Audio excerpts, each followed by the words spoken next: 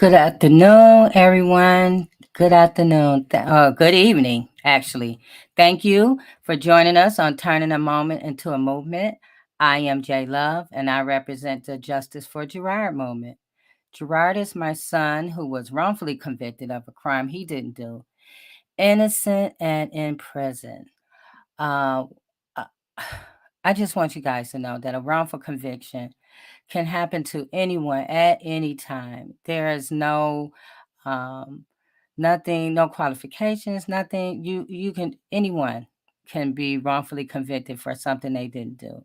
So we come here on Friday evenings to talk about injustice, wrongful convictions, and other things, community responsibilities and accountabilities. And our goal is to educate, inspire, and to just motivate having these conversations to maybe help someone or just to initiate change. So, thank you for joining us. We greatly appreciate you. If you need to contact me, you can reach me at turning a moment into a movement at gmail.com. That's turning a moment into a movement at gmail.com. So I want to introduce the panel, but it looks like they're running late today. So we're going to bring in Reverend Tia. Hi, Reverend Tia. Well, good afternoon. I was trying to make sure my mic was on. How are you doing, J Love? I'm so excited to I be here am. tonight. And believe you me, it is a cause I don't even want to say worth fighting for anymore, because I really don't believe we're in a fight as Right. much as we are revealing what has already been on the inside of us. I think it's a time of awareness and awakening. And I'm so glad that turning a moment into a movement is helping people to awaken to the possibilities that we have within our own communities to grow and to change, to make changes. So I am Reverend Tia Littlejohn, and I'm in the community doing what I can on many fronts. I am the founder of the Choice Zone, helping people get in their own zone, create their own opportunities, understand their own purpose. And I do that individually and for collective organizations. So I'm so glad to be here. The time is now. And because we are entering the election season, Yes, we can make some changes. exactly. We can make some changes. And also, Reverend Tia, Monday is the 54th anniversary of Dr. King's death. Mm-hmm. And so this is a timely time to have this conversation because we are, what we've been going through for quite some time now. We're protesting and we're Yeah, standing up for the wrongfully incarcerated and for for those who are incarcerated as well, yeah. and then and for us just standing up for our rights. Period. And so these conversations are necessary. Yeah, and you know what, Jay? We got to ask ourselves how much has been done in 54 years, Yeah. and are we awake? Are we asleep? Are we okay with everything?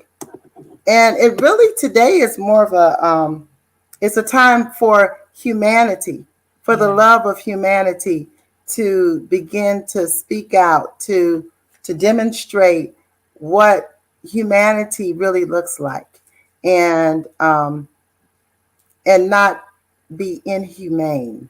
Yeah. Because if anybody is suffering, we're all suffering.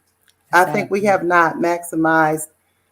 The nation is suffering. The whole entire nation is suffering Mm-hmm. because we have not optimized communities. Yeah. Yeah. Well, thank you, Reverend Tia. Thank you. I see attorney Hugo Mack. Greetings.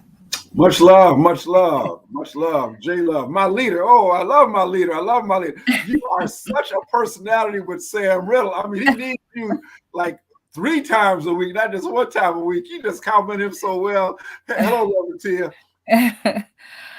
Attorney Hugo Mack. Tell everybody who you are and what it is that you do. Gladly, gladly. Hugo J. Mack, criminal defense attorney, born and bred, but also former candidate for Washtenaw County prosecuting attorney, because we need people in those offices that know all sides of it can understand the inhumanity that the system will level against people, a lot of whom, or a disturbing percentage of whom, are either not guilty or overcharged, not guilty or overcharged. You know, so my position has always been, unless you have the experience to know what it's like on that other side, you really can't say you're a minister of justice, because you don't have a full picture. It's like watching the movie Gone with the Wind and only seeing a 10-second excerpt. You can't draw no opinion on that. You know, you can't draw no reading opinion on that. So, and as I tell you so many times, I love being on here, J Love. I tell people all the time, if you find yourself on Trouble Street about to be towed, bring your car to Mac Street and park it. hmaclaw.com is your hookup. hmaclaw.com is your hookup. hmaclaw.com is your hookup. So I'm here, J Love. I'm in it to win it with my brothers and sisters in the struggle. Mass incarceration has got to go. We are not safer. We are not safer. Police must be held accountable. And please, Black people, stop just giving your votes away. Please, please hold these people accountable when they come into our neighborhood, when some of them parachute into our neighborhood, I might add, parachute. You know, some of the people running for office, they couldn't find our neighborhood without MapQuest. Okay. Right. So please hold people accountable. And, you know, and I want to say, I'm encouraged the anti-lynching law finally went into effect. You know, fourth federal legislation, 4,000 Black lives later, it actually went into effect. So, you know, we do have some victories, J Love and Reverend Tia, you know, and so it's enough just to keep us going. So I'm excited about it, because this issue about voting, I get so tired of debating our people who say, I ain't going to vote. If somebody want me to vote for them, Barack Obama got one man tell me Barack Obama got to come to his house and ask him for his vote. I said, really, brother? Really? Really? Wow. Hey, the man who's running against him won't come to your neighborhood. He won't come to your neighborhood. Okay. And the last man that was in office, don't get within 100 yards of him, or you're going to get your skull cracked. That's the truth. That's the truth.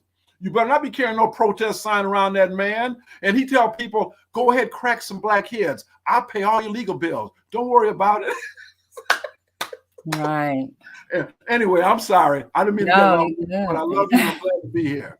I'm glad that you're here, Attorney Hugo Matt. I know I was listening, you know, you mentioned the anti-lynching bill, and I was listening to someone, they said they've been trying to do that for over 100 years. 100 years. So, yeah. Anywho, hi, Allie. Hey, how y'all doing? Great. How about you? Doing good. Introduce yourself and tell everyone who you are. Yes, I am Alexandria. I am a community activist, also work in the behavioral health industry. And I'm really excited to be here today, just discussing this issue, because, you know, I feel we're at a point where it's not just time to vote off of how somebody looks, what, you know, identity they come as. It's time to vote for people that have the compassion to do the right thing, and has the courage to agitate with intentions to see the changes we want to see. Yeah, definitely looking forward to this discussion. All right. Allie, you got a new job. Or a new appointment. Yeah, new appointment. So I'm now on the Oakland County Prosecutor's first ever racial justice board. So there's me and believe I'm drawing a blank on the number, but at least 10 others. Some that look like me, identity wise, some don't. There's a mental health subcommittee, violence prevention subcommittee, also a reentry and expungement, and then I believe there's a couple others. But yeah, so I'm on the mental health subcommittee and the reentry subcommittee. So I'm really excited to see what this is going to be. It's never been done, so that's like a good feeling because it's not like, oh, this was already here and you're just coming to do it again. And you know how some people get comfortable and it's I've been there. So there's Right. nothing set up. So I'm like, I get to like set expectations and Yes. so I'm happy about that. Yeah, that's huge for Oakland County. Ooh, yeah, yeah, and I have to give credit to Karen McDonald because to create that, to create a hate crime unit, to create integrity convictions unit. You have Michigan State doing research now on racial disparities in Oakland County um, because of the prosecutor and the police. Like that, none of that existed prior. The previous prosecutor didn't care about any of that, and they were around years. So she definitely, yeah, and got a couple other activists in there too on the racial justice board. so That's so pretty she cool. definitely been listening, like Michigan Liberation. I remember talking to her previous to all this. I remember other people talking to her. So that's the kind of stuff we need so we can get this kind of stuff happening. So Right. it feels like a win. I will say that. Yay. It sounds like a win. It does. And you know what? I just want to say that we need the numbers. We need the research. We have to prove the necessity, which is terrible that we have to, but nothing will be done unless we do that. Absolutely. And I'm glad that she was open. I mean, she's doing all of this all at one time. She the integrity unit, the racial bias unit that you're doing, like all at one time. She's not waiting around. So I think that's pretty awesome of her. She's Yeah. taking a aggressive stance out there in Oakland County because Oakland County, Yeah. So some I'm of like, those some of those cities out there were sundown cities. A lot still are. So yeah. And I'm like, for a prosecutor to take that stance, it's a big deal. It's the prosecutor. right. Um, so yeah, I'm looking forward to what all this is gonna be. My eyes is wide and I got a big smile right now. Because that is such a big deal. I have to shout out some of y'all might know him, might not know him. Booker T was really instrumental in pushing for me to get on the racial justice board. All Uh, right. so yeah, Yay. Well, I know you're gonna be doing some big things out there in Oakland County. I can't wait. So today we're gonna talk about the Black vote matters, and I put a question mark, like you know, and and Mike, for me, when I wrote this out and I was thinking about it, the Black vote matters. Do it even matter to us?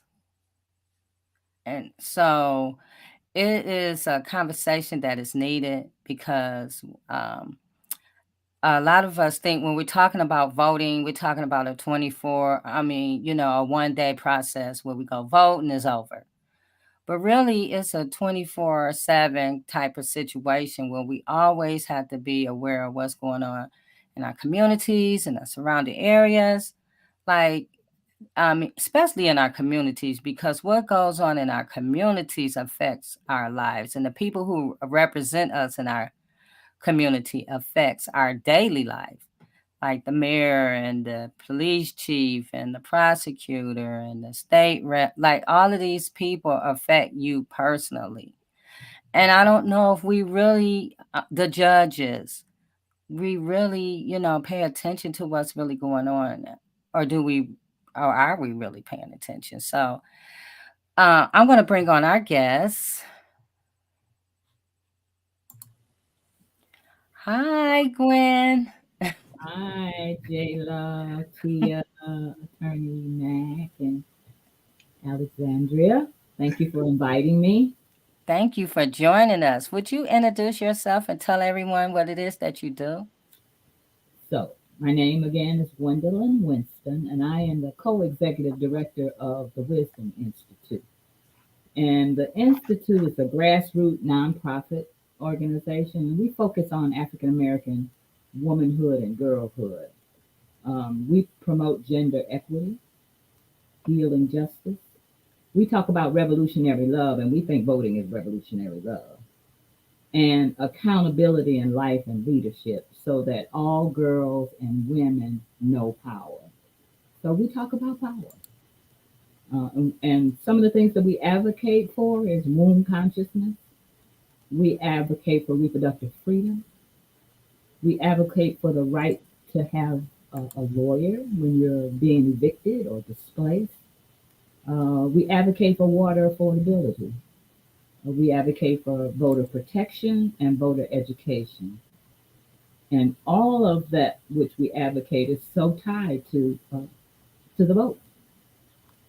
So that's why we pay attention to voting and education. Our folks, our people, we want our people to be educated because we are bamboozled all of the time, every election.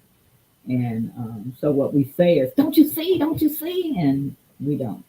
And so how do we change that?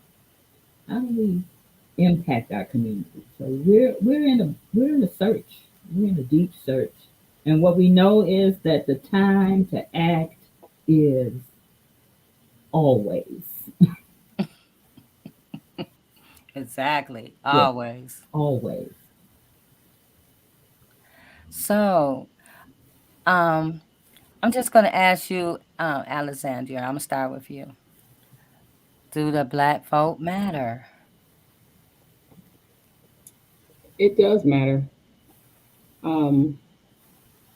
It matters a whole lot. When we use our power, we see the change and the difference it made. We saw that 2020 in Detroit, waiting on those, ballots to be all counted and everything. We know the demographic out there and who's in the metro area, right? We know.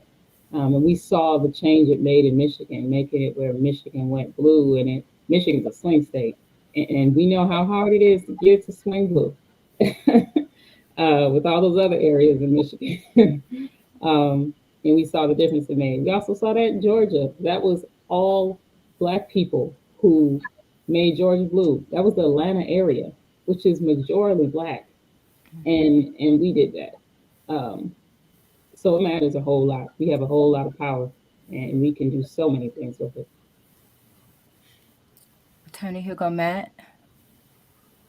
Well, I think the sad reality of it is that we as a people have become comfortably numb. And does it matter? To a lot of Black folks, no, it really doesn't. And I'll tell you why. We have become so Americanized. Black people are the greatest Americans in the history of America. I heard a man named Malcolm X say one time when he talked about the field Negroes and the house Negroes. And he talked about the field Negroes caught hell. They wanted change, radical change. But the house Negroes were comfortably numb because they got to eat the master's food and wear some of his clothes and stay in the house. Or if they had a shed or a shack, they had wood on the floor of their shack while the field Negroes had dirt. And what I'm saying to you is that when I look at the misrepresentation of the actual state of Black people in this country and how we've actually accepted that things really aren't all that bad for us, then it makes me think that we really don't think it's important, because we see multi-million-dollar sports athletes living in mansions. They seem to be doing good. We see actors supposed to be renowned be able to go up a Black man and slap another Black man with 14 million people looking on, and people cheer and applaud that. We see the realities of actors and other personalities who seem to embrace multi-million-dollar corporations, McDonald's, Ford's, Sunoco, all right? Kevin Hart making announcements and commercials for Chase, one of the most virulent and racist banking institutions in the world. You may or may not remember about 5 years ago, Wells Fargo was sued by the government because of giving out information about people and people having their accounts messed up and pirated, okay? But yet we've got Black people, celebrities, that are the shills and front people. Tom Joyner, I'll go on, Steve Harvey, list after list after list, all right? And so what I'm saying is the mojo that's been run on Black people is the greatest mojo I've ever seen in my life, because we are so bombarded with these conflicting messages, with these conflicting images that says, well, really, things really aren't so bad. So that's why we only have a 17% turnout in the city of Detroit. Detroit, the biggest, blackest, poorest city in the country, and we can't get more than 17%. 17%? Are you kidding me? To come out and vote? So, you know, when I say doesn't matter, yes, it matters, but the problem is it doesn't matter enough to us. Put it that way. It doesn't matter enough to us. Ramatia? And you know what I was going to say was that the problem is the divide. And I think as Americans, we need to look at the history of division that happens in not only in America, all over the world, but where did it start and how are people divided? I mean, you can look as far as the Hootsies and the Tootsies. You can look all over the country in how larger communities or empowered communities, empowered by military or guns, and they use the division. They use it so that one can be more important than the other. That's the trick of it all. Can I make one important more important than the other? And they believe it.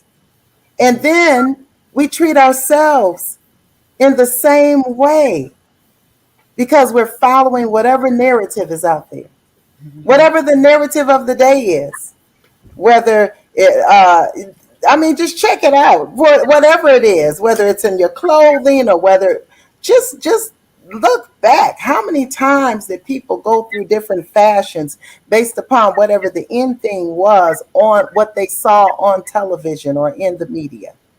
And so people are following whatever the narrative of the day is, even as recent as the Oscars and the slap and all of that. Copycats all day long, all on the media. Everybody's joking. Everybody has their opinion. And yet, all these opinions on all that other stuff, and that did not affect our community. We're not making decisions about our community. We're not commenting on what's important for our community. And it's because if they can keep us divided, not just as a community, but even with individualism, and making it think as long as I got mine, I'm good. That's the issue. I mean, you know, we done heard about this slap since Sunday. It's just been, it has overshadowed the gas prices, the food shortage. Did anybody get that? There's going to be a there is a food shortage. Like all these things that's really going on in our lives, that slap distracted us. You know, we're talking about everything else, but I mean, we're talking about that slap more than we're talking about anything else. Like Right, we have so right. much going on in our own blocks Yes. that slap should mean nothing to us. But We haven't even, I know I haven't gotten a call from Will Smith or Jada in a long time, not ever. And so I think we need to look at who is really in our community. Can we get to humanity? Right. Yeah, that's right. I'm so over it. I was over that slap the Monday morning because you know everybody has their opinion on, even to the point where men are telling women, attorney Hugo man, but men are telling women how to feel Yeah, about their looks, about their hair, about like, come on. yeah, But yeah. we have Black people are the most incarcerated. The numbers are there. Hmm. Black women are Mhm. their numbers are very impactful. Hmm. They're even higher. And we're having these useless conversations, and that's why we have to ask ourselves, does it matter? Does our vote matter? Because we're so, in the wind about everything but the right thing. I don't know. What, That's right. Gwen?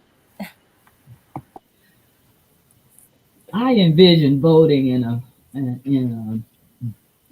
a way that I want to be able to tie the act of voting with decolonization. Mm, I We don't talk about it enough. We don't talk about decolonizing, and I think that that's why we aren't aware that we haven't awakened. We're not woke because we don't hear that conversation. And I think that voting and elections they create the space where we can talk about our state of being in North America and around the world. That we are connected around the world. We don't talk about how Black folk are emulated around the world. Folk want to know what we're doing, and we end up being unseen. Not voting means that we're unseen, we're unheard, our dignity is disregarded. It's disregarded since 1619, since the Middle Passage. We know that. What is it that what, and this society has captured us, colonized us, and we haven't broken through with the language, with the intent, with the purposefulness of the foreverness of decolonizing. Right? Voting is about power. We don't talk about power. mhm. I worked for the Detroit City Council for about 17 years back in the day. Power, Black power, never reached the table. Was not discussed. And so if we don't have people who understand, who will stand up for us, who will stand up for people who are poor, this is a war against poor folk. We Mhm. cover and stand up and know we are vulnerable. They know our vulnerability. We know our vulnerability because we know our history. And we continue to make the same choices over and over again. So we could use the voting cycle as the time to talk about intentional choices to be made, Yes. talk about new strategies. It's the same game every election. It's theater. We don't even treat it like theater. Yeah, we should call it theater, what it is. Theater. Yeah, it is theater. And Yeah, so, yes, sorry. just a tiny minute. Go ahead. No, I'm sorry, sister. I didn't mean to interrupt you. I apologize.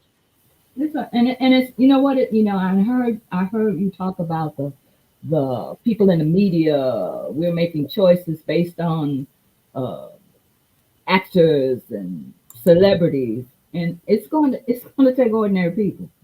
It's going to take ordinary people to work it out, and we got to stop pretending that we're ignorant. Right. We got to stop that. We are And not ignorant people. I'd like to say one thing about Black men. Okay. Uh, I think I've earned the right to talk about Black men. Okay. Um, Sure. More Black men voted for Donald Trump in this last election than they voted for him with against Hillary Clinton. More Latino men, what we call Hispanic men, voted for Donald Trump this second time than they did when he was running against Hillary Clinton. And and part of the problem with my gender is that somehow we have bought in so much to the narrative of that macho, let's keep them down, we're in this together when we're in nothing together but hell. Okay, and we're the only ones in hell. So when I look at some of the virulent debates I've had with other Black men, all around this issue of voting, almost to the point one guy acted like he wanted to fight me, seriously, about this issue of voting and about, we got to stand up in America. This country got to be respected. I tell you, I'm sorry. Malcolm was right. There are the field Negroes and house Negroes still today. Yes, there are. Yes, there are. And the part that is so disheartening to me is that you've got the field Negroes who really, even are in the field, aspire to be the house Negroes. You see, and they aspire. So even though they're in the field with me, they got the same wood and dirt floor shack as me. Because they got one or two more potatoes in their pot than I do, they're better than me, and they've got to be the one. See, it's bad enough the house Negroes keeping me down. Okay, that's bad enough. Nat Turner never would have been caught if the house Negroes hadn't turned him in. He never would have been caught. Okay, so it's bad enough with that. But with this classism that we have amongst ourselves, okay, poor as rocks. But as long as my floor has got a piece of wood and your floor ain't got nothing but dirt, I'm better than you. And not only am I going to think myself better than you, I'm going to act better than you. And I'm going to help enforce being better than you. If I see the police crack your head, well, you shouldn't have been doing that. You shouldn't have been doing wrong. If I see you going to prison, don't do the crimes. You can't do the time. All right. You see what I'm saying? If something happened to your woman out on the street, well, she had no business with her fast tail out there in the first place. You see, all those sorts of things that I encounter, I got to be honest, it is not the white man saying it to me. It is not. It's my own people saying it to me, my own community where I live. So, that's what I'm saying about Black men. Not all of us, but far too many of us have bought into that narrative about this is the macho thing to do. This is the man thing to do. And I'm going to do it. You wouldn't dare go to Grosse Pointe Woods or Sterling Heights or in place and do that. But you come to where I live in Ypsi and do it. You come to Southside Ypsi and do it. Yeah, I agree. Attorney Mack, it is it's a fallacy for us to compete with one another. And the big thing is that what is the definition of success?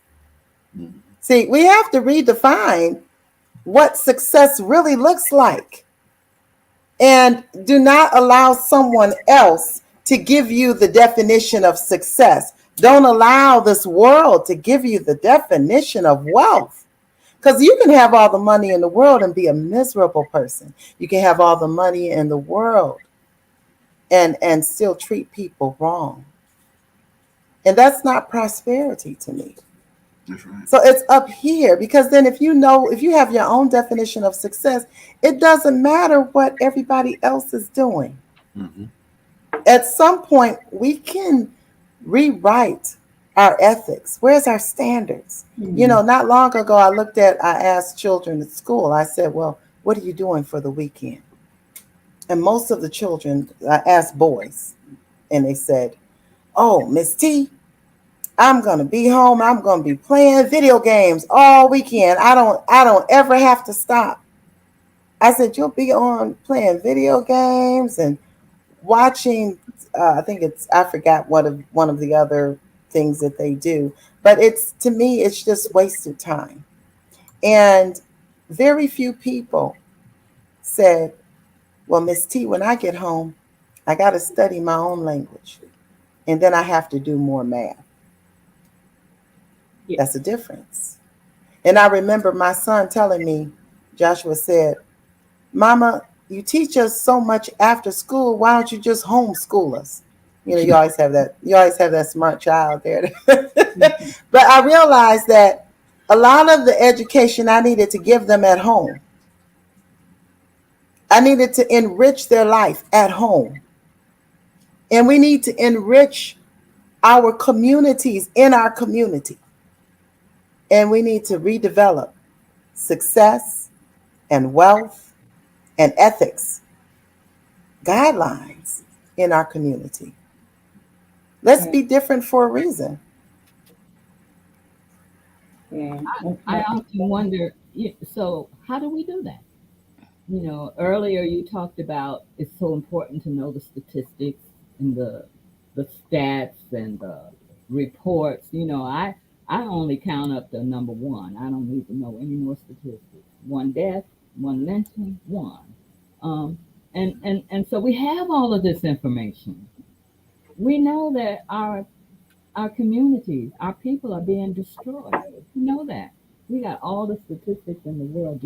Detroit has been fighting maternal infant child mortality for more than 30 years. Trillions in our health department in a black city with the most multicultural public health system that existed in the country at one time. Yet, our babies were still dying and not living for a year. What is that? And I'm baffled because I'm working on voter education.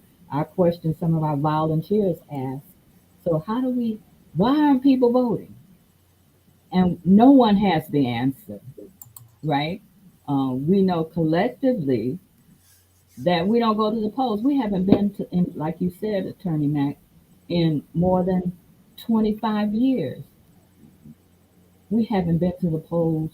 It's over 17% in 25 years. So when I was doing this research for this our conversation today, I found out that Hispanics voted at a way larger number than Black people, and that our vote has been declining since 1995 or 96 or something like that. Yeah. So I something. think the sorry, Jay, I think the communication too.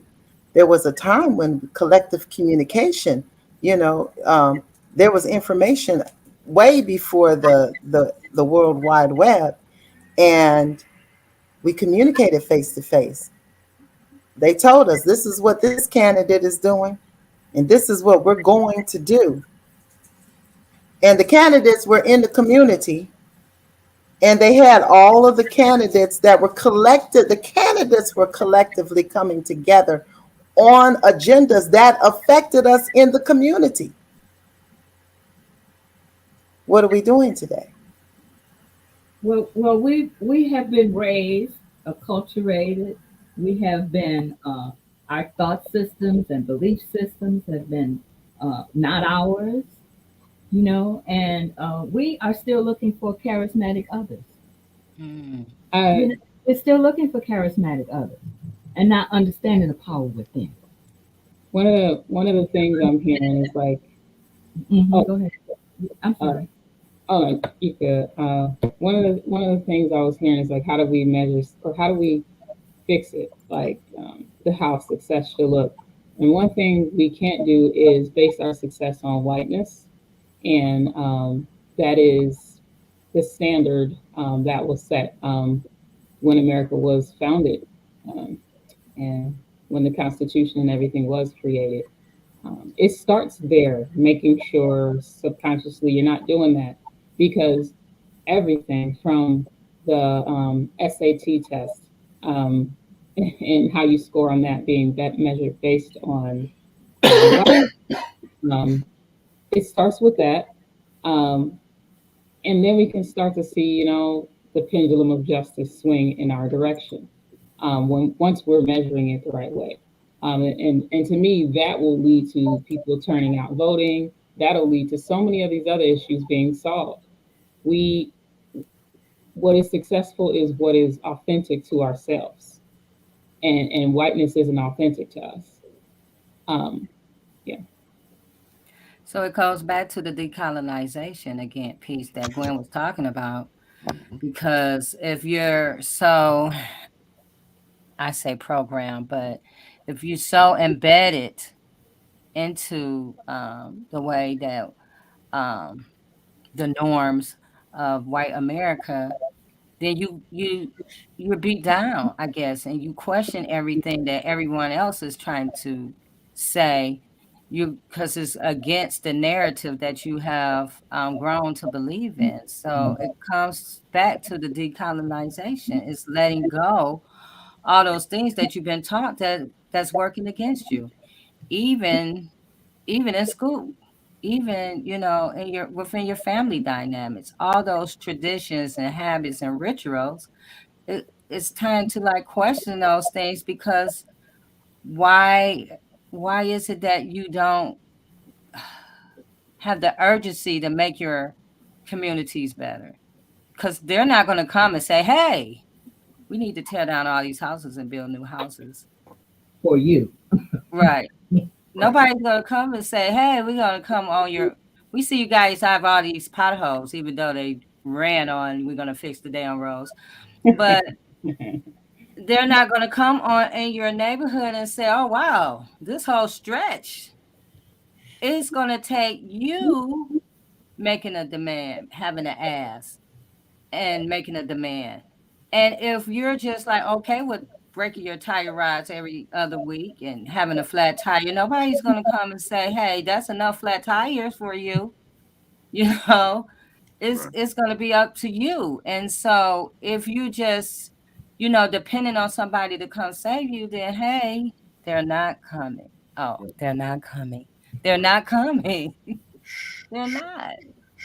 Right. So can I can, Go can I ahead, Cuddy, here, go back. can I say this? I mentioned this on another podcast.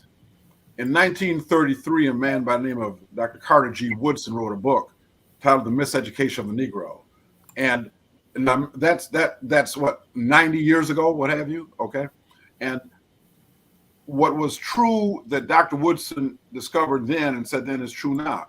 He said the Negro is not being educated; he's being indoctrinated, and that is true now. And the way that we continue that indoctrination is we continue to perpetuate that same system. We continue to think other people's ice is colder, their water is wetter. All right. There's something distrustful about us. And let me get real personal here. Okay. You know, I'm proud of what God has enabled me to do. Anything I've done has been through the grace of God and Jesus Christ. I've told you all before. Some of the people that I've been in law practice with, they say, well, I went to so-and-so school. I graduated cum laude. I went to so-and-so school. I graduated magna cum laude. I told y'all this before. I went to University of Toledo in 1979, graduated thank you laude. So I'm not concerned or bothered by anything else. What I'm saying is we have gotten so indoctrinated and we refuse to accept the reality that is in front of us. And like I said, as long as we see somebody dribbling that basketball down the court, our black men are thinking, oh, I'm going to do that. I'm going to run that football. I'm going to do this. And we just are so bombarded. And like the sister said, it's going to take us in our community to stand up. But I'm going to tell you this, the problem is we got a whole bunch of backstabbers within our group. We really do. That would be willing to put us down for standing up and saying something, and they've got their supporters, not all, but Caucasian supporters that will fund them, I ran for county prosecutor, all right, because we needed a change. But most of the objection to my candidacy was not from people that don't look like me. Most of the objection to my candidacy was people in my own community. How dare you run for prosecutor? You've been to the penitentiary. How dare you run for prosecutor? You're not qualified like these other people out here running. You ought to be ashamed of yourself for being in the penitentiary. See, and these are the people who will come running to Al Sharpton, the Urban League, Jesse Jackson, when they son get cracked upside the head by one of these police officers. See, these be the first ones, but yet when it comes to trying to look at me and acknowledge my humanity, you're in with the other folks. So not only are they providing the shovel for you to bury me, they give you the dirt and patting you on the back while you're doing it. Well, go ahead, Reverend Tia. Yeah, oh my goodness, I was ready to jump in on this because I appreciate Gwendolyn. I have known her, a long time now because of my mom. And she's always been the social justice and healing justice initiatives on the forefront. And I appreciate that about you, Gwendolyn. I've learned so much because of you through the years. And one thing that J.F. Clay, when he just commented not long ago, and he said, what are the benefits for blacks? Jobs are gone. The hood neighbors are in competition with one another because the neighborhoods no longer exist.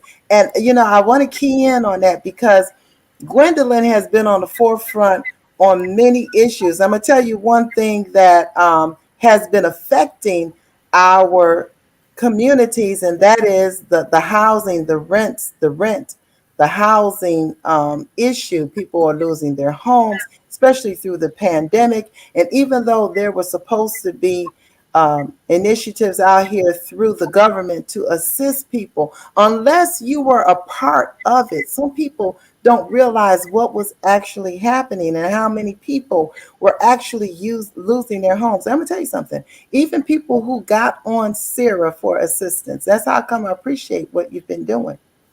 Do you know some of those companies who own properties went back and charged those same people who may have had and been affected by COVID? They still charge them legal fees during their time of getting assistance. I hear so much because I'm engaged in this system and racial equity and all of that. Those I'd say they're pretty little words on paper, not actualized. Right. Um, um, you know, I want the Wisdom Institute is working on a lexicon. We are creating a womanist lexicon. We can make it up. We have the freedom to do so. And I'm just so amazed that my people have not yet understood the power of language. And we are language masters. And it is the narrative, it is the lexicon that we can change, that ordinary people can change. For instance, we always hear about systemic racism. I say it's systemic whiteness that's ruining systems because people are in those systems. And we have this ambiguous term about racism. No one can really figure it out, but we sure can figure out whiteness. Mhm. And we must begin to create language and a narrative and a lexicon. Stop using those terms, racism, supremacy. It's just making them supremacy.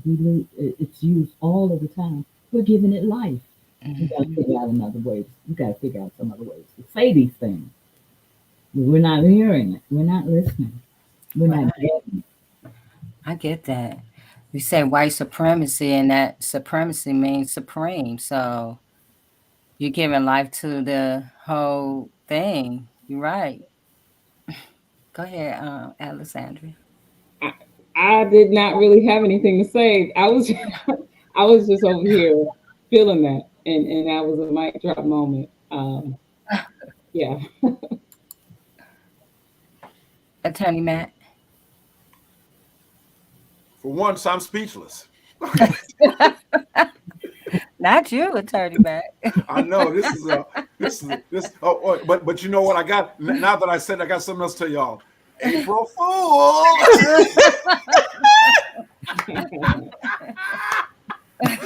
Don't you y'all know, never consider me speechless. I Never. know. I was like, what? Not you. one of No. the things talking about changing language, narrative. One of the things I said about proposal P and all of that happened with proposal P and the dark money. What I say to people, so what we should tell people from now on when we're considering voting anything, say, don't be proposal P'd on.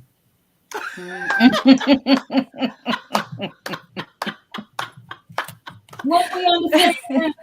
So that's what I'm Right. talking about, the lexicon, the narrative. Yeah, Right. new ways and radical imagination of speaking. And oh my God, like you making me think more now because there's so many things like the people that they call the system broken. It never worked.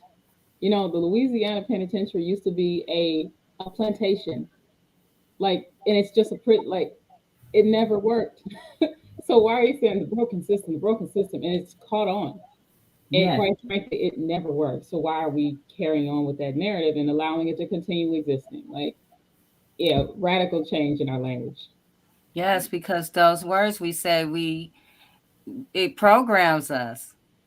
And so we get like defeated because we're saying these words and we feel like we lost our power. Like, how I can't be white supremacy. Right. Yeah. I can't. The system is broken. Who's gonna, all of that. I feel that. Go ahead, Attorney Matt. Well, and then I like that. Don't be proposal peed on. I like that. I like that. So and see, two things actually about what Sister Gwendolyn said. Now, this is what I'm talking about, the conflicting messages that we have. And I'm going to use that as an example. Okay. They have a prominent minister, pastor in Detroit. You know, he's got a center named after him. And one of his kids is in I think she's a chairman of the Detroit City, the president of Detroit City Council, if my memory serves me right. Okay. Mm-hmm. And what I'm saying was one of the main figures out there stating this proposal thing is not going to work. All right. And so that money came in and it was pushed down. But yet that same person, and I must admit, I've been to some of the programs in the morning that he had. It's got like job opportunity fairs, a COVID testing. Going to have the Detroit Police Department or the Sheriff Department there either this week or next week with a job fair to try to get more Black people into the Sheriff's Department and what have you. So we've got those real competing figures where these people have become like civil rights icons with us, and with the conflicting messages. And I'm wondering if there's money behind some of this, by the way, that continues to keep us divided. It really, really, really does. It keeps us divided because this particular man I'm talking about is well-renowned and respected. You know, as a matter of fact, a family of renowned, respected individuals. So that's the mojo that has consistently worked on us, you know. And I'm so disappointed about Proposal P. You know, it would have done a lot of great things, but boy, they buried that thing like that a steamroller, you know, and destroyed that whole proposal. So what we know is that community cannot take root in divided life. We know that. And so all our narratives, you know, when I was listening to you all talk about the slap, I was like, I heard it once and then I didn't hear it anymore because it just had no relevancy. Mm-hmm. And so when we take that into ourselves, into our beingness, we're living it. Mm-hmm. We're helping it to live. And how many of us say, don't say nothing to me about that, like you did, like you just did. Not enough of us. We're quiet. You know, we won't speak. And so there is something that it is. I was in a program once and heard just briefly, it was a racial equity laboratory. And there are theories on equity and race and whatever. And they mentioned the theory of thought system and belief system. And that just said to me, that's what it is. And they never talked about it again. I kept raising, where can I read this? What is this? Speak to us about. They never. The people who ran that program never engaged in dialogue about making changes in terms of our thought systems and our belief systems. And I think that that's where we have just neglected. Mm-hmm. We have been neglectful by not carrying that narrative. And I want to carry that narrative in the language that we speak, in our narrative. We can do that. Mm-hmm. I agree. You know, I think that, and again, they have studies for that. Just like Gwendolyn said, And there's a study, I remember the lady's first name who's on TED Talk. It was Aaliyah is the first name. I can't remember the last name. But long story short, it was demonstrating just that whatever the focus of the person, they did a test and they had them to drink a health drink. And they said that the health drink was going to help them lose weight and everything, and they would take on that health drink. Well, they did that. And then for another group, they made the health drink into a sundae and made it seem like they were putting on all these pounds, and in actuality, or gaining weight, going to be sluggish. And that's exactly what happened. But in essence, they both groups drank the same thing. It's according to our expectation.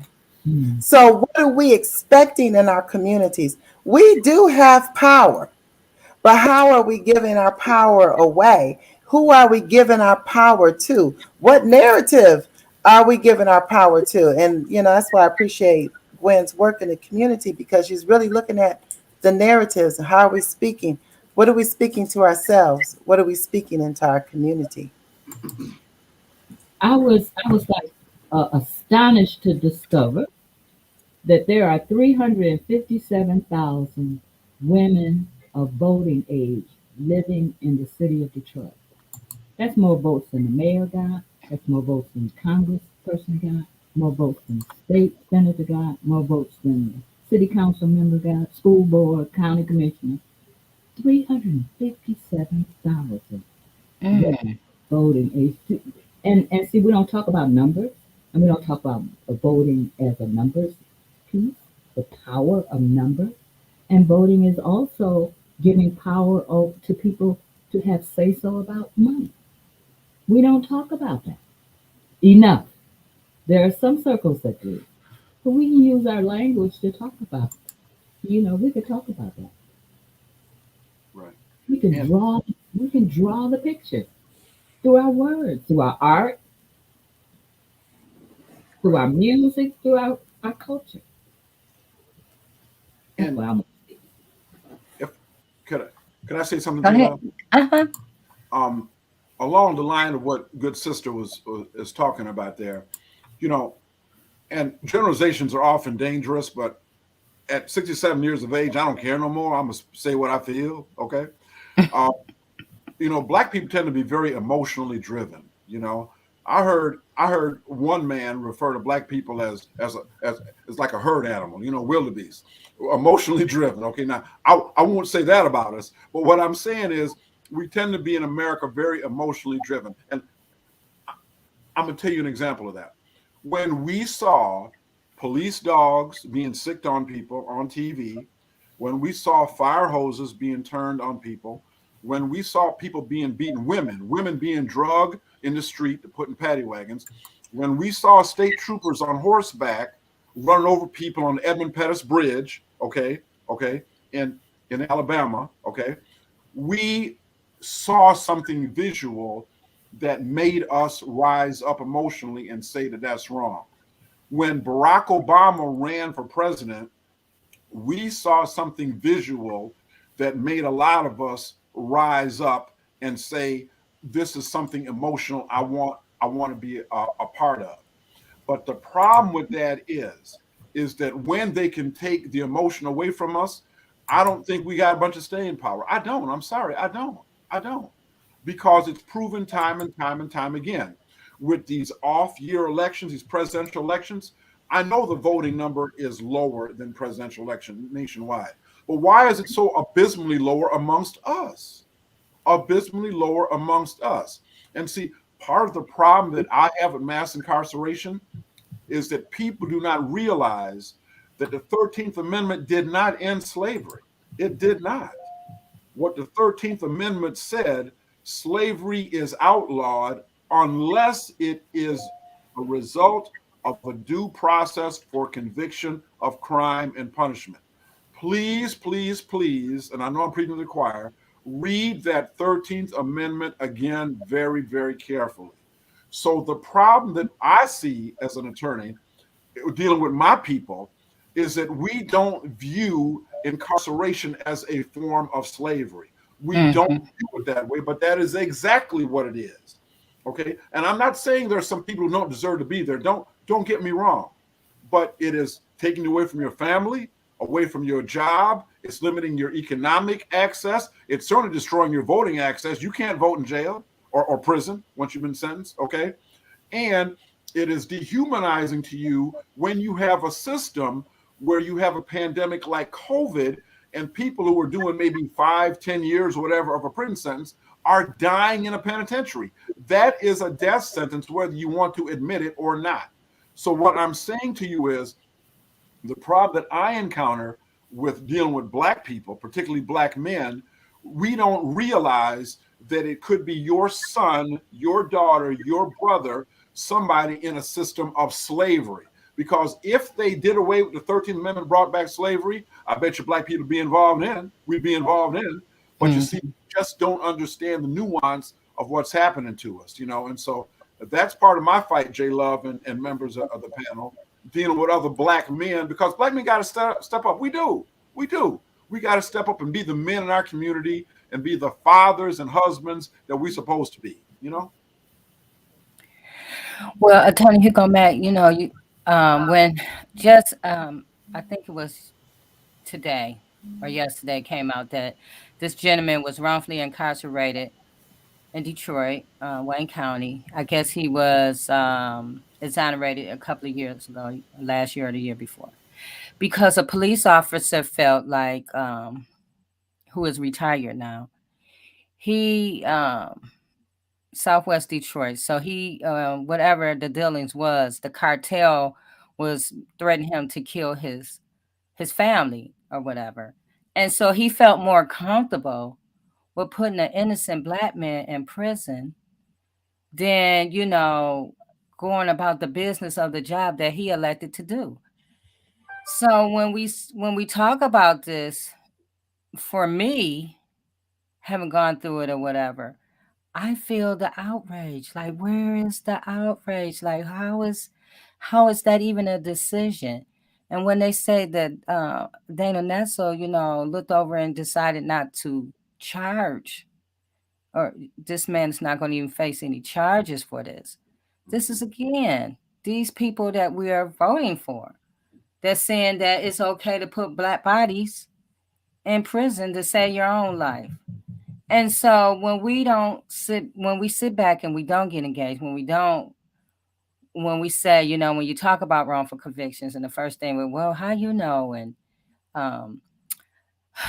they had to do something, and all those narratives, things that people say, Black people mainly say, these stories are coming out every day, 1, 2, 3 times a day of an innocent person going to prison and doing time, 10 years, 20 years, 30, 40, 50 years. We should be outraged. But we're talking about other crazy things that means nothing, that's not going to do anything to bring any value into your life. And you know, I think this goes along with what Gwendolyn was talking about with the language. Maybe we should stop saying prison. Maybe we need to say slavery. Yeah. You know, maybe we need to really start saying, what is it really? Right. And I know the conversation with our other brothers and sisters who may not look like us may be uncomfortable, but it needs to be we need to start having the conversation. Because it's slavery for them too. It is. That's right. It's still slavery. That's right. It's still slavery. And I think what Attorney Mack, when he read that, when he stated what the amendment really is, and I'm going to go back and listen to this again and write it up because it's the language. Mm-hmm. And we need to deal with the truth, the reality of everything, and stop making it seem flowery. And just like Gwendolyn was saying, our language has been such that we are almost educated to do that, to make it seem nice. not so harsh. Mm-hmm. But this is harsh. This has been harsh to us for over 400 years. We need to stop making it seem like it's okay. It's not okay. It's not. It's not okay anymore. That's right. We give it a cute name, correctional facility, when nothing is being corrected. Right. Queen, you're muted. Nothing's being corrected, and actually, the action is to make sure nothing is being corrected. Exactly. So everything is being removed, so you are not to be a full, whole human person. And when I think about us being emotional, and I think that we can use our emotions to our advantage. I always have this great thinking about precinct delegates, right? They're elected every 2 years, and the precinct delegates are representatives of the party. Mm-hmm. There are no Republican precinct delegates in Detroit, and the precinct delegates in Detroit, I wonder if I just believe in building electoral power. That's one place we could start. We could start uh, increasing our numbers to see it's our barometer, it's our measure of whether or not we are able to bring more people to vote for precinct delegate. And I would tell people they're voting for Wakanda because we love that movie Mm-hmm. and we loved what it looked like for us, our people. We loved our strength and our power and our military might. So why don't we talk about voting as if we're creating Wakanda for us? You know, just it will catch the ordinary people Mm-hmm. attention. So we have to catch we have to get our people's attention. And so we can use emotions that we know moves us.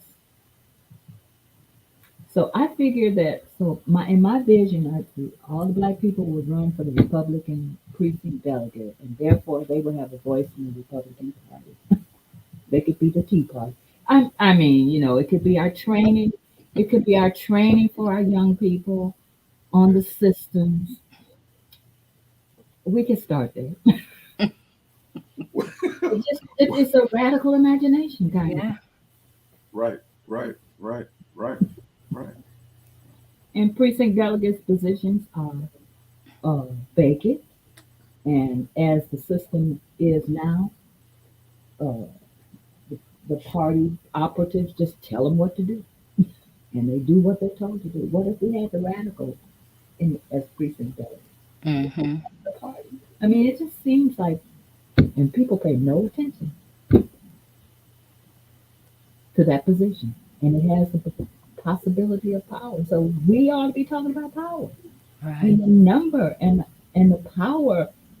So how much money is attached to power and political power? We don't talk about that. So A lot of money is attached to it. Go ahead, Robert Tia.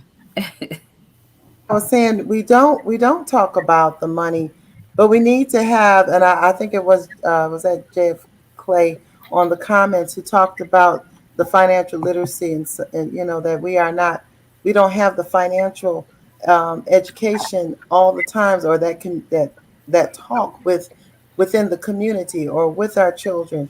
Um, and that's where in this world, that's where a lot of the power is the economic power. Um, and we need to have the conversation, and we need to teach about that, because that's what economically, to know how much economic strength we have with all of us collectively would be just it. It's massive because we do most of the buying. Mm-hmm. You know, we have power. We just are allocating it in a way that has not been always beneficial for us. I want to bring back the language that we're building a nation. We don't talk about that at all. That's right. That our work now is building a nation, because if we don't start doing that, we are going to be, what's the word? Demolished. Hmm. Yeah, because they're redistricting, they're limiting your voice. I mean, especially right now in Michigan.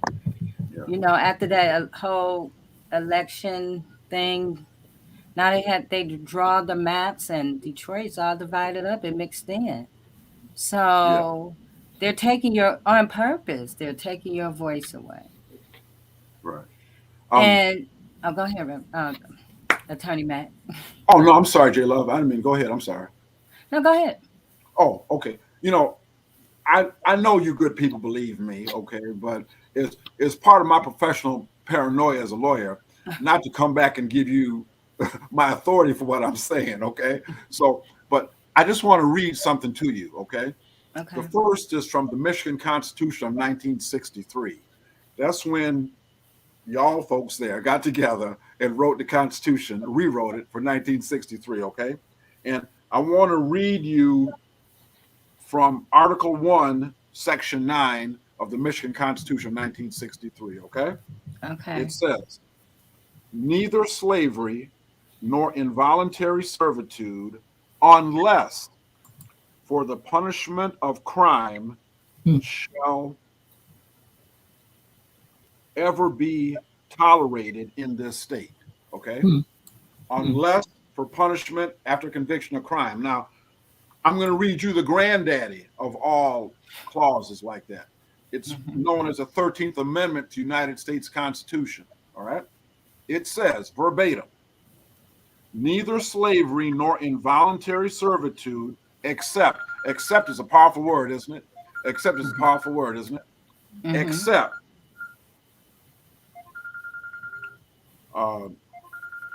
as a punishment for crime whereof the party shall have been duly convicted, shall exist within the United States or any place subject to their jurisdiction. Now, I cannot make that any plainer to anybody than that. Those are not my words. Those are the words of the people of the state of Michigan, and those are the words of the people of the United States of America. So if anybody tells you that slavery has been eliminated on a state or federal level, all you need to do is remember what Dr. Mack told you this evening and look at it for yourself. And I just have to reiterate this point. If we can get people to understand, look at the prison system in terms of a colony, and you really got to be honest, because that's really what the prison system is. It's like a colony, all right? And look at it and judge it as a colony. We would do so much more to make prisons humane, so much more. But the mojo that's been worked on us is we've differentiated incarceration from slavery. That's the disconnect right there, brothers and sisters. That's a disconnect. So if we viewed it properly as what it was, I'm telling you, J Love, we'd make, and Dr. Gwen and Dr. Tia, we would make so much more progress with healthcare for people incarcerated, okay, with monetary wages for people that are incarcerated. I know this from personal experience, okay, with housing that for people incarcerated. And remember, one of the worst governors in the state of Michigan's history, a man by the name of John Engler, said, I would stack them like cordwood if I could. Now think about that. It's bad enough to talk about chickens in a chicken coop. At least they're alive. You give them some semblance of existence. But a piece of wood is an inanimate, lifeless object that can be burned, destroyed. That's what this man referenced 40-some thousand other human beings as. That's what keeps me up and keeps me going in this fight. And that mantra still continues, okay, today. And it continues with our blessing, because we don't stand up and do a damn thing about it when we got the power to do so. Yeah. You know, I was reading some things and preparing for this show, And when I read that there is this movement to end federal prohibition on cannabis, and that we know that it is a legal business today, making Hmm. massive money makers. And then they put the statistic in that there are at least 40,000 people still incarcerated for marijuana related offenses. Right. Why haven't they been freed? And 4,000 in Michigan. What is that? I mean, to me, that's like clear indicator of slavery. Exactly. Exactly. Exactly. And you know, along with all the people who should have been out and because of paperwork still are in, have done the time and are still incarcerated.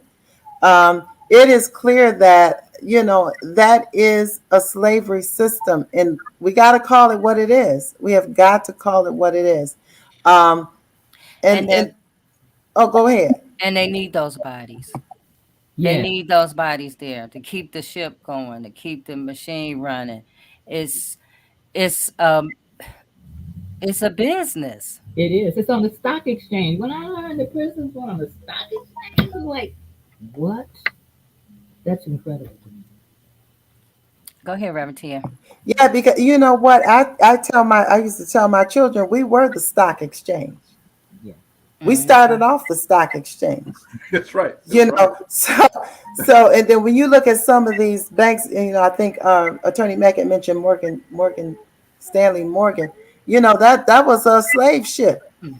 You know, so long money. If you trace any of the long monies, then you'll find out that they're all trenched in the slave trade. Mhm.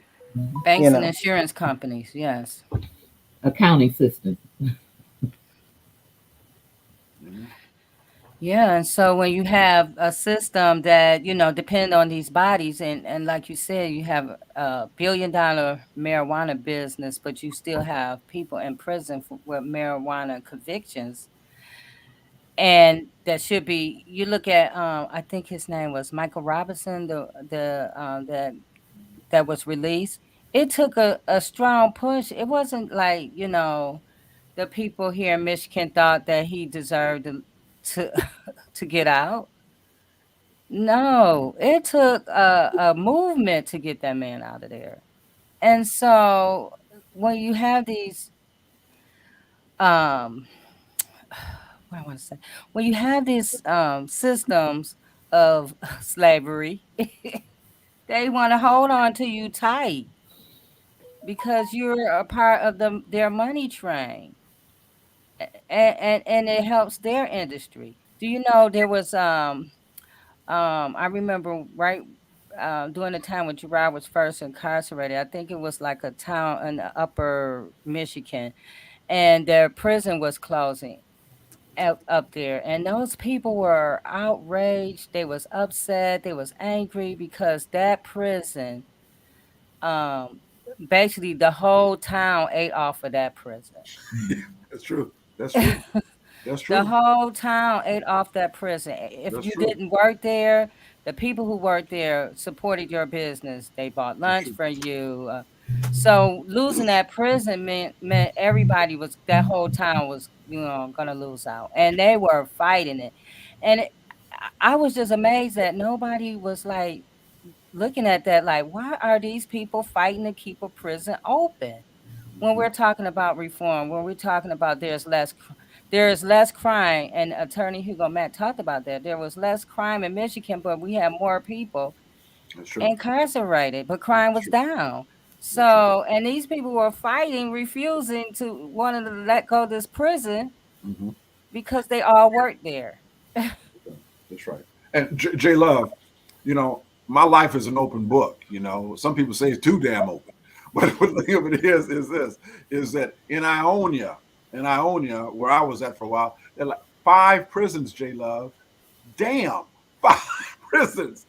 The city ain't that big. I mean, it's like, and I'm just saying they were there, and I, I don't make castigating statements about people, but A lot of the guards were Caucasian who had very, very little exposure to Black people.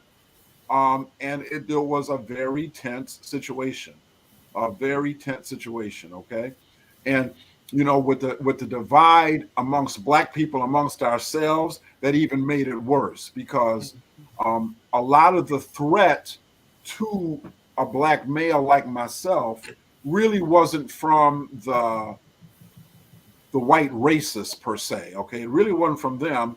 It was from other group of Black men, whether that be a pseudo-religious group that was really a gang, or you not wanting to be involved in some kind of criminality or whatever that is, then you become vulnerable.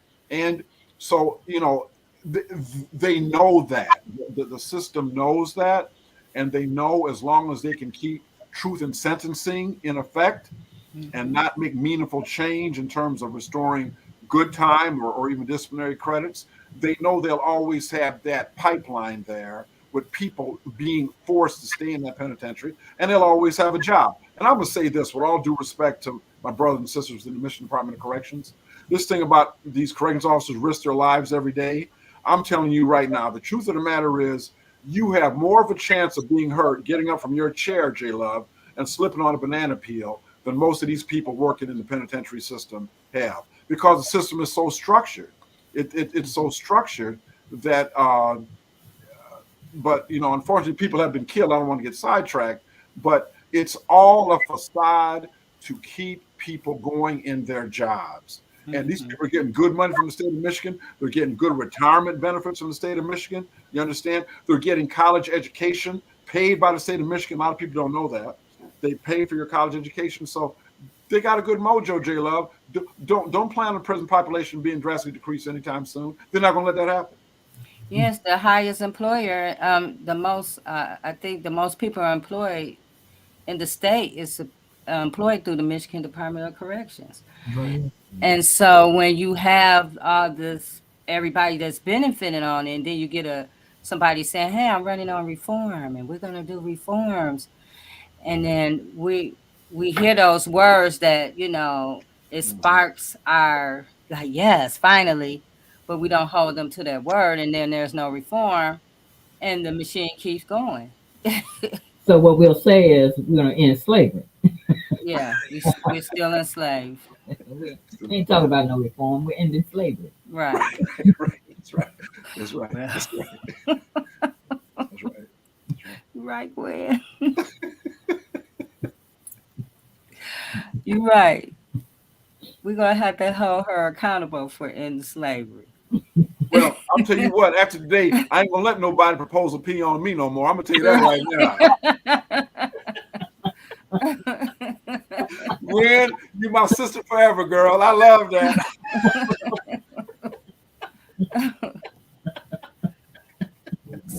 I'm so glad we're having this conversation, like, because it's on record, and we have a lot of people that watch this afterwards. After the live session, we get more response then. But we have to have these conversations because it helps us look at ourselves, and we can. What are you believing in? Are you believing that this is a correctional type of situation? Are you believing that this is slavery? Are you believing that it doesn't include you? What are you believing in? And so it holds you accountable at looking at yourself, because it's going to take each one of us to look at ourselves to make change happen. It's not, all of us going to jump in together. It's going to be, okay, I get it, and so we have to continue having these conversations because we've been beaten and beaten down that we don't even show up. Like Gwen said, what you said, Gwen, it's like almost 400,000 women in Detroit that's registered to vote. Can you imagine? That are voting age. I'm not saying they're registered. Oh, voting age. Okay. Oh, wow. They're at voting age, but we only have, 17% of the people in the city to vote. So what are we believing? I'm feeling the power. I'm feeling the power for women right now. So I don't know what we're going to do or how we're going to do it, but I know women are involved. from this day forward with Amen. that statistic I claim it. alone. I claim it. Yes. Yeah, yeah. And so what we're doing is spreading a positive contagion of hope. Mm. Yeah. So, all right. Wow. Wow. Well, you guys, this has been an awesome conversation. Thank you, Gwen, for joining us today. Thank you for inviting me. This was awesome and authentic. I love it. Um, Next week, we're going to have on Dion Riggins L. He's usually watching us all the time, but he's a wrongful conviction advocate. And so we're going to keep the community accountability conversation going with talking about advocating for the wrongful convictions, the wrongfully convicted. And also, if you want to learn more about Gerard's story, you can go to www.change.org/justice for Gerard. Please read and sign the petition and share it. Share it because the more you share, the more we share our stories, the more we can heal and change. Um, Reverend Tia, was there anything that you want to leave us with before we go? Well, I'm just so excited. I did write down we are a positive contagion of hope. I'm going to hold that in my heart. And I'm knowing because we have a choice in this. We have a choice of how we want to allocate our power. And I'm just so glad that as we educate and be and allow ourselves to be educated, we can make decisions that benefit ourselves and our community. And thank you so much, J Love. Thank you, Gwendolyn, for your work in the community that you do always automatically. And thank you, Attorney Mack, for being here. I'm telling you, this is powerful. I'm invigorated every time we meet to go out and be all that God has called me to be. Thank you so much. Thank you, Reverend Tia. Attorney Mack, do you have Well, anything you want? I want to say thank all of you. Y'all got a special place in my heart. And I heard Jay Love say one time that positive people attract positive people. I heard about J Love, and I wouldn't have if she hadn't had the heart to fight for her son. We wouldn't be here right now. And Sister Gwendolyn, I don't believe I've met you before, but I feel like I've known you forever. And when I plagiarize your statement, I'll think of you every time I say that. So I'm going to take all the credit for that. It's still not a love, Gwen. It's still not a love. So I want to thank you, Gwen. And, I'm encouraged, Reverend Tia, because it makes me closer to my own relationship with God and Jesus Christ. And the scripture teaches me I can do all things through Christ who strengthens me, and greater is he in me than he was in the world. So, Jesus didn't have but about 12 people with him at that one time, and one of them was a traitor. So he still did it. He still did it. So what I'm saying is we are mightier than we know. Our power is only limited by our imagination and our faith. You know what I'm saying? It's only limited by that. So, I love you all. I look forward to it. And thank you, J Love. Thank you, Gwen. Thank you, Reverend Tia. And y'all got a place in my heart. Thank you, Attorney Hugo Mack. And Gwen, we're gonna let you have the last word. Oh, okay. So the Wisdom Institute, we were formed a long time ago, always been grassroots. We got together in 1999, and we do a lot of ritual and ceremony, and we care about healing justice. And we're looking for others who care about healing justice. We offer gracious space. We offer revolutionary love, and we call it revolutionary because folks don't expect Black women to love one another and work together. So we're revolutionaries. We're bodacious and we're audacious. And I appreciate so much the work that you're doing, Jay, and the work that all of you are doing in our community for wholeness. For wholeness. Thank you. Thank you. We had a whole video we didn't watch. Yeah, I hope you watch it sometime. Cause Yeah, I'm gonna have we're to trying to post figure it out. on the Yeah. Justice for Gerard page, you guys. We have a video that we want you to watch. It's called what's the name of it again, Glenn? My vote will count. My Vote Don't Count My vote don't count. by Yellow Pain. Yeah, so I'm Yeah. gonna post that on our page this evening.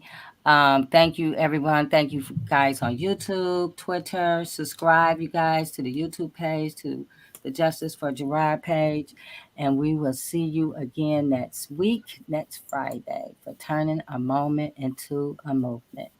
Good night. God bless.